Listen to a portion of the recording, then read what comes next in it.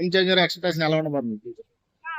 ఏముందండి, mega hero కదా, ఇటు తండ్రిని అటు బాబాయ్ని కలిపి వస్తున్నాడు కాబట్టి రెండు కలుపుకొని బాగుంటుందని అనుకుంటున్నాను. ఓకే, మీ ఆ కట్అవుట్ చూసి ఏమనిపించింది మేడం మీకు? 256 ఫీట్ కట్అవుట్ వాళ్ళ ఫ్యామిలీ గురించి అసలు మాట్లాడుకోలేమండి.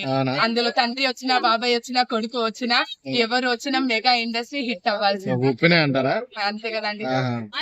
మీరు ఎవరి ఫ్యాన్? ఎందుకు నేను మెగా ఫ్యామిలీలో ఎవరి ఫ్యాన్ పర్టికులర్ గా? Rebel star. Rebel star. అబ్బో, ప్రభాస్ ఫ్యాన్ మీరు? ఓకే, కానీ పవన్ కళ్యాణ్ గారు అంటే చాలా అభిమానం.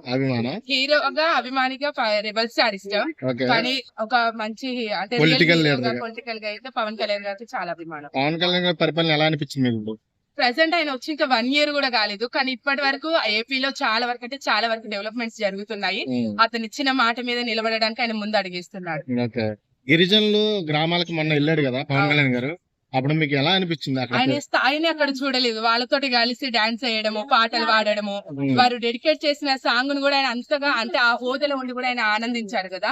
సో దాన్ని బట్టి నేను చాలా ఆనందిస్తున్నాను. స్థాయి అనేది మనం ఉన్న పదిని బట్టి రాదు. ఇప్పుడు సంక్రాంతి గేమ్ చేంజర్ సినిమా వస్తుంది కదా రామ్ చరణ్ గారి, దాని మీద మీకుండే ఎక్స్పెక్టేషన్స్, అంచనాలు ఏంటి? బాగా హిట్ అవుతుందని కోరుకుంటున్నాను. ఎందుకంటే అది వాయిస్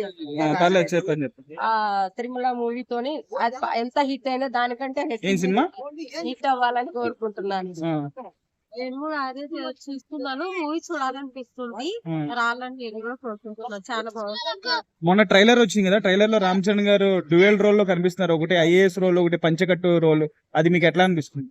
చాలా బాగా అనిపించింది. అది స్వామిమాల వేసుకుని ఉన్నారు కదా, చాలా బాగా అనిపించింది. స్వామిమాల దేంట్లో వేసారండి? అది okay, thank you so much. చూపించారు.